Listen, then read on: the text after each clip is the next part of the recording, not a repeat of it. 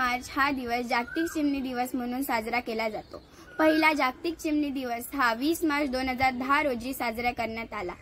आज चिमणींची संख्या कमी होत आहे। खरं म्हणजे भारतात सगळीकडे सर्वात जास्त प्रमाणात सापडणारा, माणसाच्या जवळपास राहणारा आणि नेहमी दिसणारा पक्षी अशी चिमणीची ओळख आहे।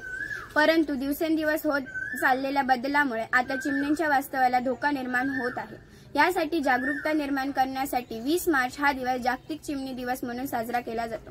वराडकर हायस्कूलच्या विद्यार्थ्यांनी पक्ष्यांच्या निवासासाठी व पाण्यासाठी टाकाऊ वस्तूंपासून सुंदर घरटी बनवली आहेत। प्रचंड उन्हामुळे